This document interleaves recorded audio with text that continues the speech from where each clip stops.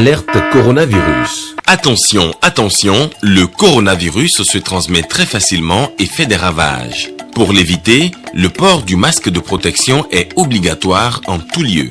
Dans l'administration publique ou privée, dans les réunions, les rencontres, dans les marchés, les magasins, les boutiques et lors des déplacements, le port du masque est obligatoire. Même dans les lieux privés, dès lors que l'on n'est pas seul, le masque doit être le fidèle compagnon. Mais attention, le port de masque de protection ne dispense nullement d'appliquer les autres mesures de prévention, notamment le lavage des mains à l'eau et au savon et l'observance de la distance de sécurité sanitaire d'au moins 1 mètre entre personnes. Enfin, s'abstenir de porter des gants en vue du lavage régulier des mains à l'eau et au savon ou de l'application de gel hydroalcoolique.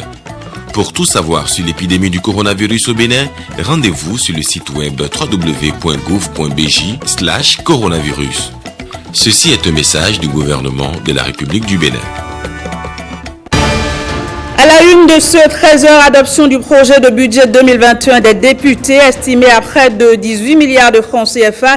Il sera soumis à l'arbitrage du gouvernement pour son intégration à la loi de finances 2021.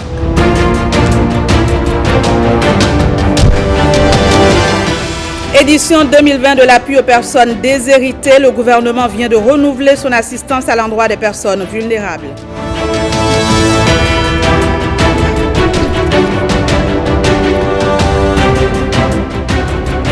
Et puis, les années passent et la philatélie fait de moins en moins recettes au Bénin. Les raisons à la base de cette situation à suivre dans un instant.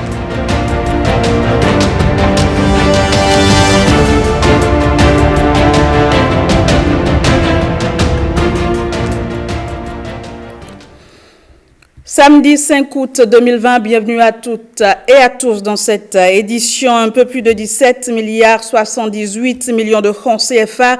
C'est le montant que demande l'Assemblée nationale pour son budget au titre de l'année 2021. Le projet de budget de l'institution a été voté sans surprise au Parlement. Guillaume, avis-nous pour le point.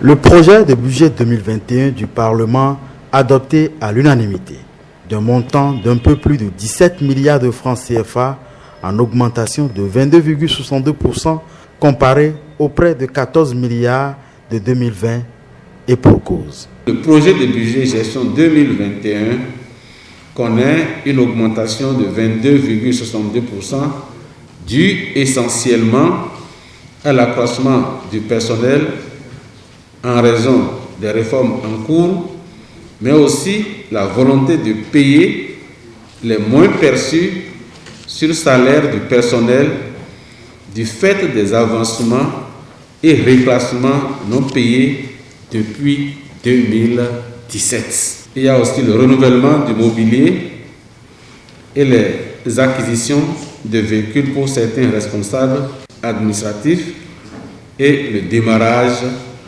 des travaux du nouveau siège de l'Assemblée.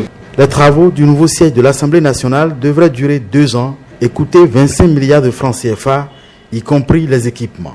Pour tenir dans le délai, les députés ont décidé de dégager déjà pour 2021 2,5 milliards de francs CFA auxquels il faut ajouter 650 millions de francs de charges supplémentaires induites par les réformes résultant de la récente révision du règlement intérieur de l'institution. La rallonge d'un peu plus de 3 milliards de francs CFA du budget de 2020 pour 2021 se justifie donc. Nous avons opéré avec les réformes la mise en place d'un certain nombre de structures, en l'occurrence les organes de passation des marchés. Et la personne responsable des marchés et ses collaborateurs, la cellule de contrôle des marchés publics, ce n'était pas prévu du tout au budget gestion 2020. Il fallait donc tenir compte de ça et la réforme importante opérée au niveau du règlement intérieur où on a de nouvelles directions. La direction des services de l'information et de la communication, la cellule d'audit interne qui a rang de direction. Il faut ajouter à tout cela les nouvelles charges générées par la gestion de la crise sanitaire du Covid-19. Les députés se défendent en fait d'avoir consenti à l'interne des sacrifices pour ne pas donner l'impression de trop en demander dans un contexte de ressources limitées. Certes, nous avons connu quelques petits changements au niveau de ce budget qui a conduit a parlé d'une augmentation, mais au fait, pour ce qui concerne les aménagements faits en interne, ceci n'a constitué qu'à des coupures internes pour réaménager certaines lignes au sein du budget 2020.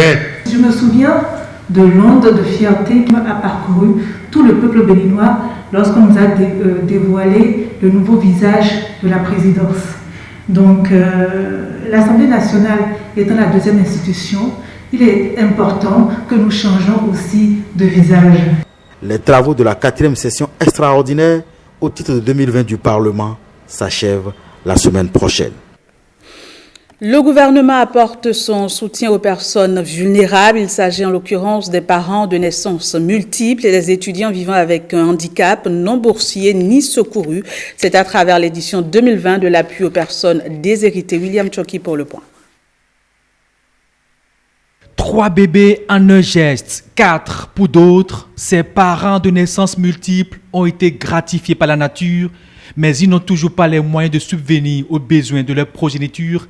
Et puisque chacun compte pour la nation, le gouvernement, à travers le Fonds d'appui à la solidarité, leur apporte ce geste.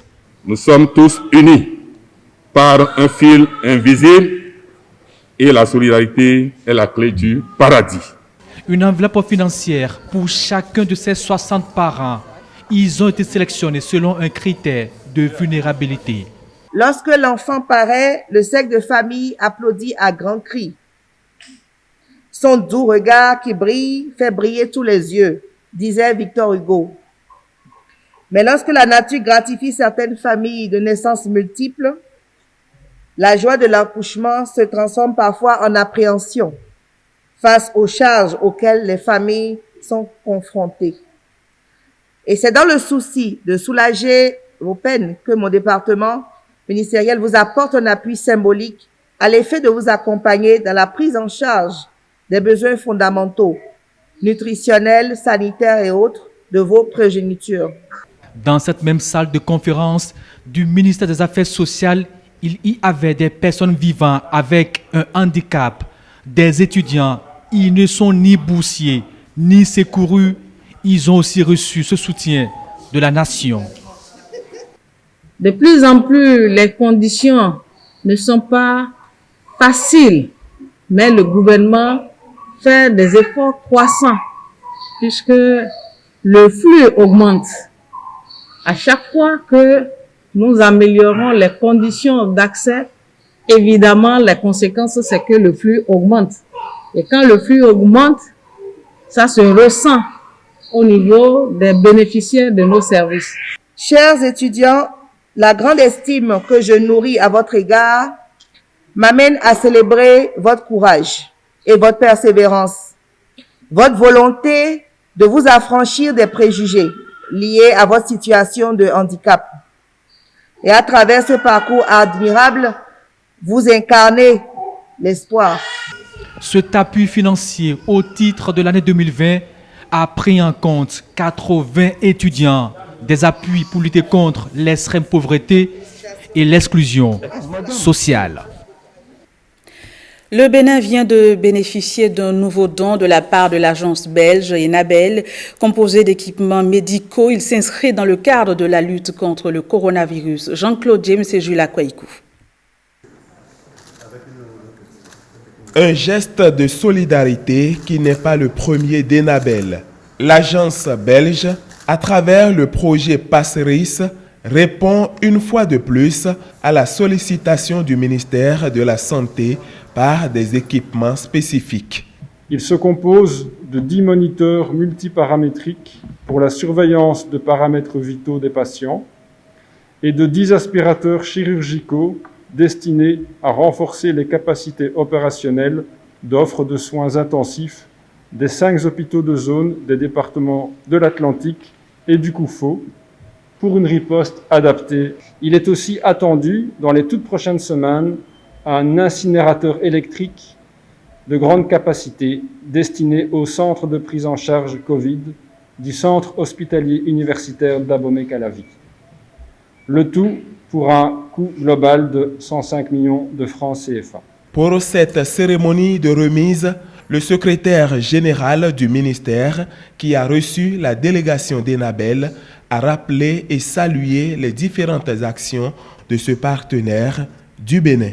La mise à disposition ce jour d'un important lot supplémentaire d'équipements confirme et certifie encore une fois la volonté sans cesse affichée de votre institution à jouer pleinement son rôle de pionnière et d'aider notre pays dans le contrôle de la propagation de cette pandémie. Avec votre constant accompagnement, le Bénin a pu développer des stratégies efficaces.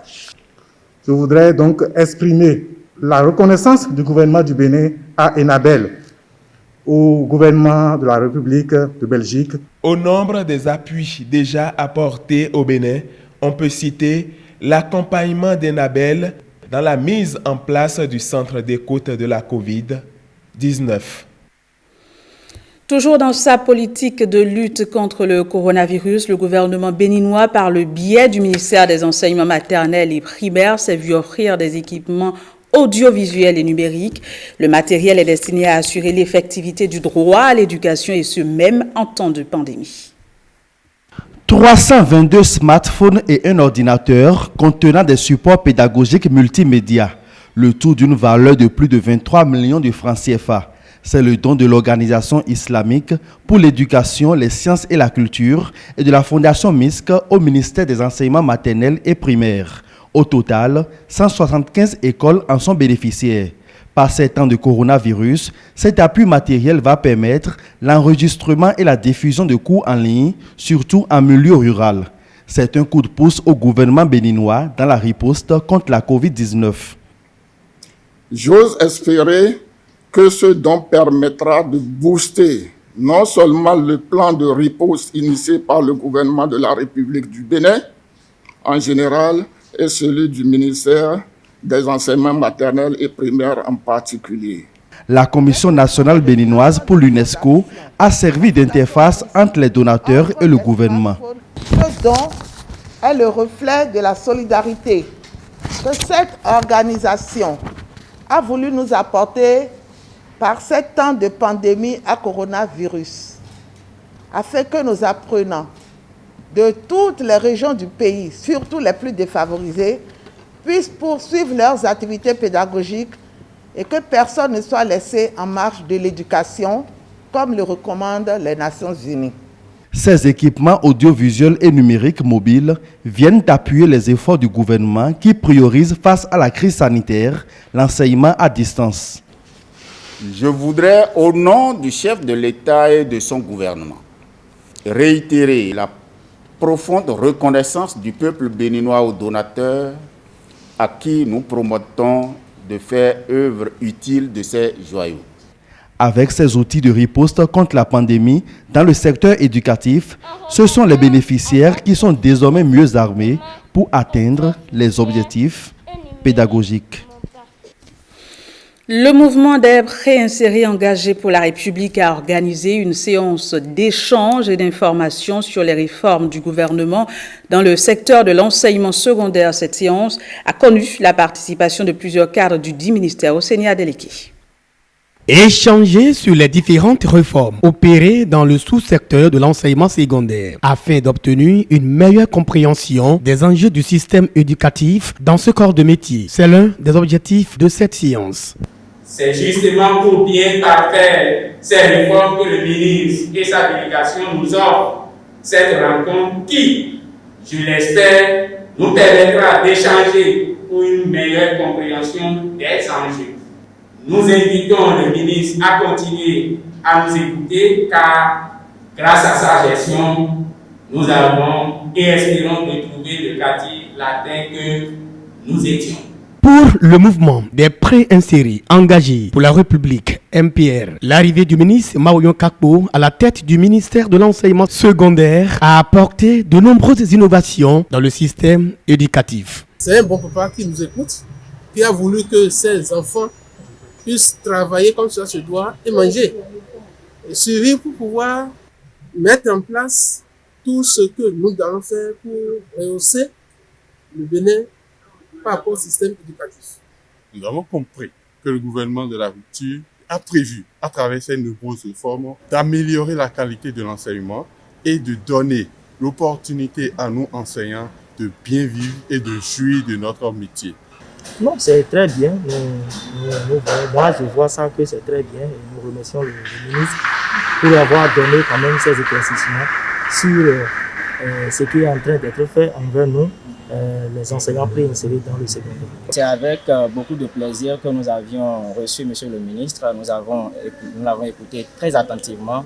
Nous sommes convaincus que des actions hardies ont été menées pour une bonne et meilleure gestion de l'enseignement désormais avec le gouvernement de la rupture. Après avoir expliqué et clarifié le bien fondé des réformes engagées dans ce secteur, le professeur Maoyon Kakpo rassure les aspirants. Pour lui, des défis restent à relever, notamment la réussite de la mise en œuvre de la stratégie nationale pour la relance et la professionnalisation de l'enseignement et de la formation technique et professionnelle. Aujourd'hui, les enseignants demandent à savoir ce qui se fait dans le sous-secteur. Je me suis donc prêté à cet exercice. Je leur ai expliqué ce que le gouvernement fait dans l'enseignement secondaire général, dans l'enseignement et la formation technique et professionnelle et dans le domaine de l'alphabétisation.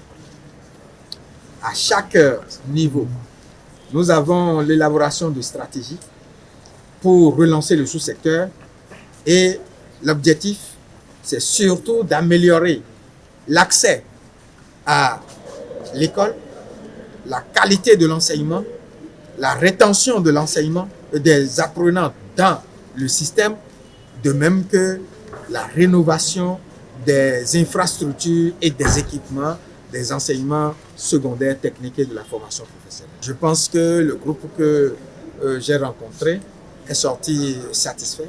Ils ont eu également des informations sur l'ANAPES, l'Agence nationale pour les prestations aux établissements scolaires, qui va gérer désormais avec les agences de placement les enseignants préinsérés. Le mouvement des préinsérés engagés pour la République MPR fait part de son entière disponibilité pour l'accompagnement du programme d'action du gouvernement de Patrice Talon et surtout des réformes engagées dans le sous-secteur de l'enseignement secondaire. La deuxième cohorte de candidats ayant envoyé des dossiers dans le cadre du programme spécial insertion d'emploi a été reçue en entretien ces 3 et 4 septembre à la Chambre d'industrie et de commerce du Bénin, CCIB. Les jeunes ont pour mission de détecter les talents à mettre au service des entreprises sur initiative du gouvernement béninois. Lénaï Cabrezao pour le point. Même si on me demande de commencer aujourd'hui, je vais juste déposer mon sac et travailler. Don Perrault vient de finir son entretien avec les membres de son jury, toutes confiantes. Comme elle, au total, 622 candidats vont ici échanger avec les jurés dans le cadre du programme spécial d'insertion dans l'emploi, le PSIE. C'est la deuxième cohorte de candidats qui se soumettent à l'exercice. Le rêve de ceux-ci, exercer dans les secteurs de la logistique, de l'informatique, du numérique et de l'industrie chimique. N'oubliez pas que ce sont des jeunes qui n'ont jamais travaillé. On essaie d'évaluer leur potentiel à 2 niveaux. Quelle est la connaissance qu'ils ont du métier? Ils ont été à l'école, bien sûr, mais qu'est-ce qu'ils ont retenu de ce qu'ils ont appris à l'école par rapport aux différents métiers? Ensuite, quelle est leur motivation? Pourquoi ils veulent postuler à ce métier? Parce que n'oubliez pas que ce sont les entreprises qui sont demandeurs, et si on ne cuisine pas bien les jeunes pour savoir ceux qui ont du potentiel, les entreprises ne vont pas les recruter. Pour ceux qui sont hors de Cotonou, le jury les prend en ligne, pas téléphone. Le jury est instruit et les moyens ont été donnés à ce jury pour les prendre par téléphone à partir d'ici. Les jurys sont composés de professionnels expérimentés et chevronnés qui savent détecter l'appel rare. Quand pour l'étudiant, quelqu'un peut être premier en classe, mais en entreprise ne va pas pouvoir donc se démerder correctement. Donc nous, on préfère avoir des entretiens directs avec les candidats pour mieux les appréhender, pour mieux connaître leur motivation et savoir comment est-ce qu'on pourrait les insérer. Des échanges qui permettent donc de déceler les compétences au regard du parcours et de la maîtrise des notions académiques. Il y a eu plus de peur que de mal. J'avais tellement peur, je paniquais puisque je n'avais aucune idée de comment ça allait se passer.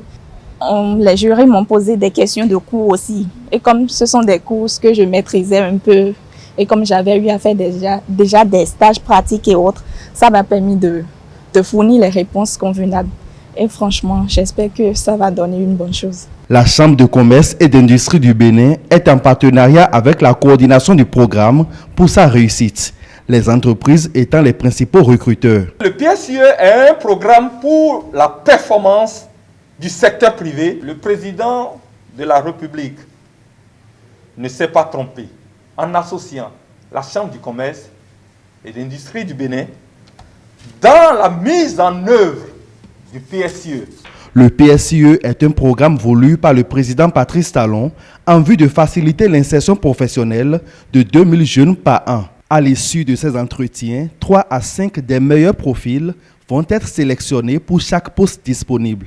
Le choix final revient aux entreprises. Les éleveurs de lapins au Bénin sont dans l'angoisse. Ils craignent de perdre leur lagomorphe domestique du fait de la propagation du virus Ebola des lapins.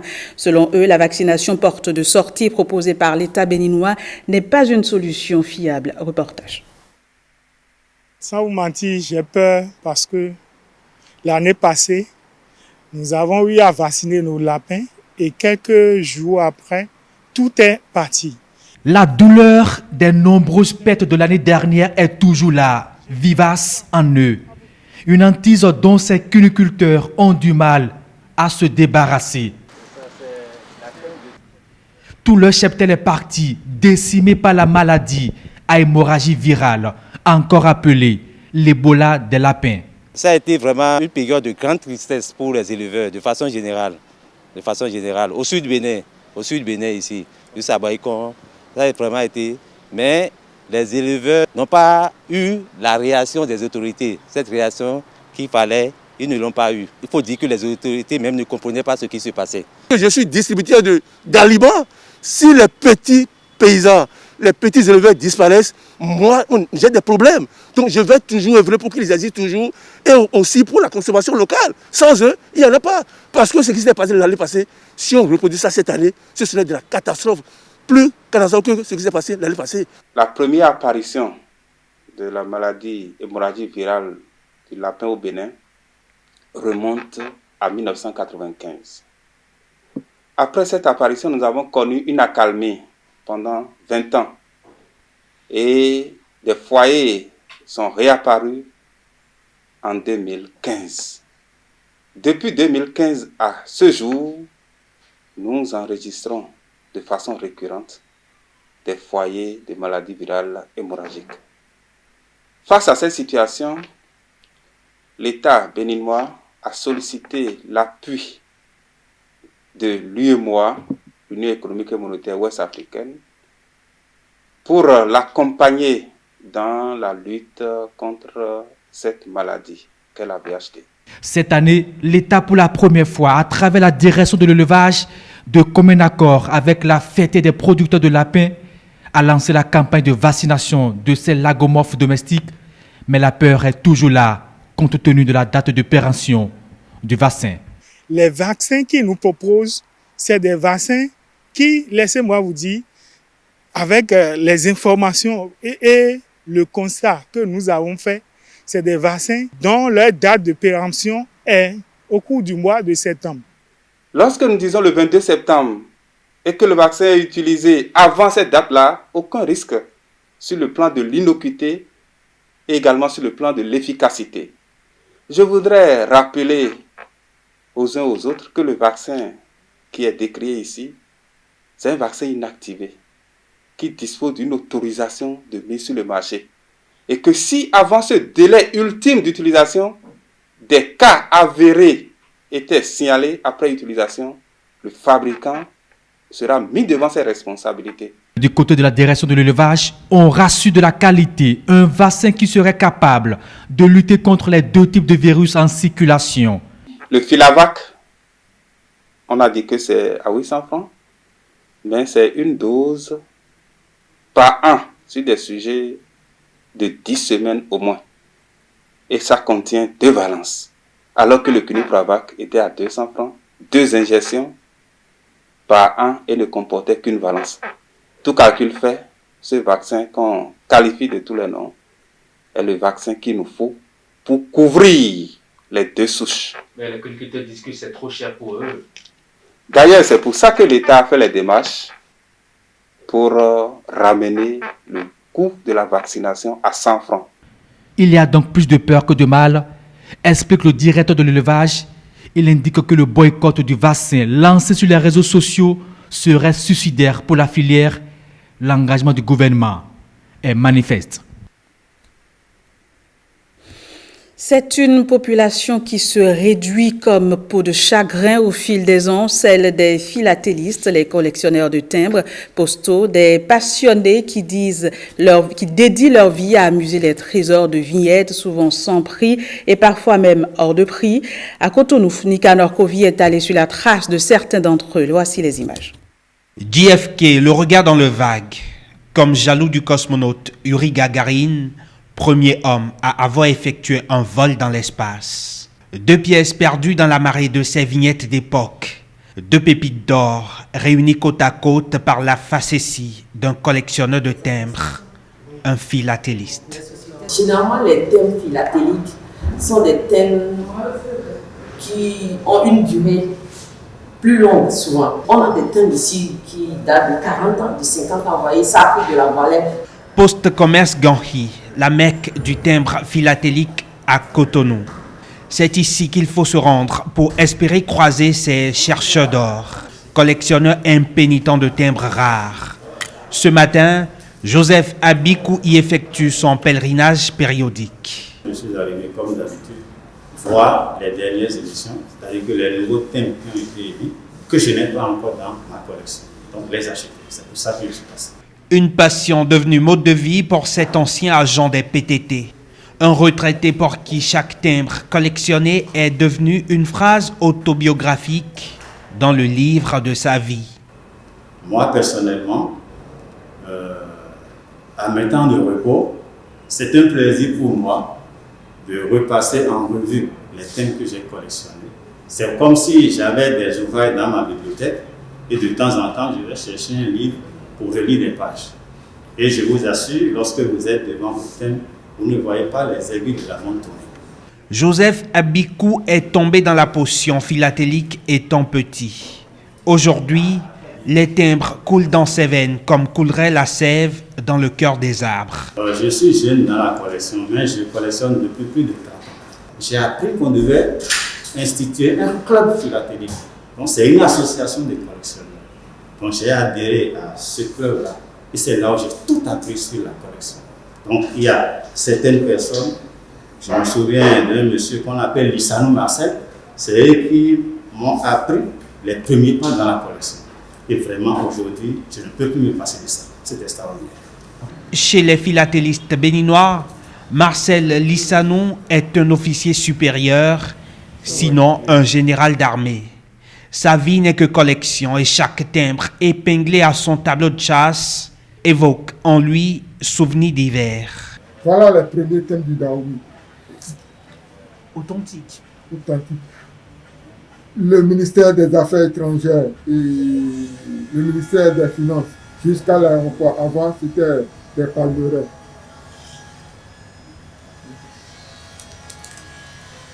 C'est en face des Révan qu'ils ont tué les Taïglas. J'ai été voir le village, j'étais petit, mais voilà les anciens personnages français. Des vignettes des 4 coins du globe, collectées par ses soins. Une solide connaissance des techniques de la philatélie, acquise au fil du temps. Marcel Lissanou est un as des timbres.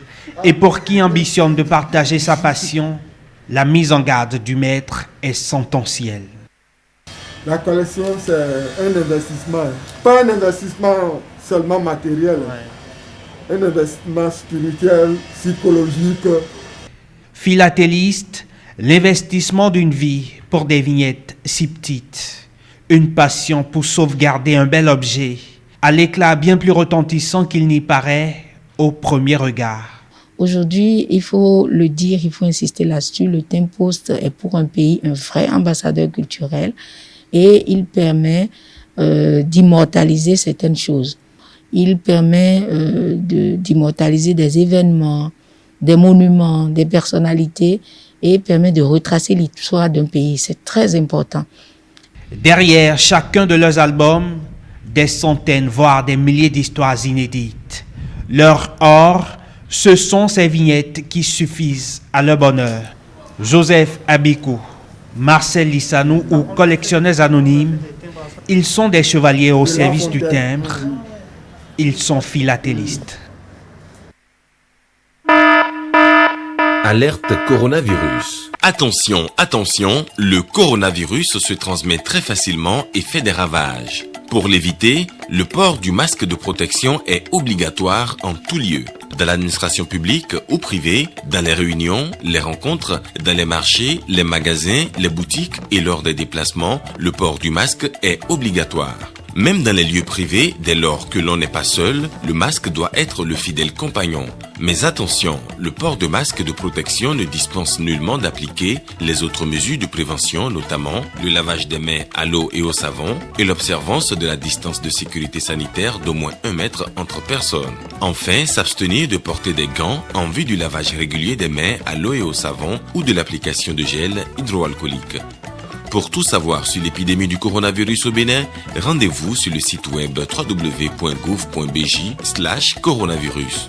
Ceci est un message du gouvernement de la République du Bénin. Voilà, c'est la fin de cette édition que j'ai eu du plaisir à vous présenter. Mesdames, Messieurs, merci de l'avoir suivi. Au revoir et à très bientôt.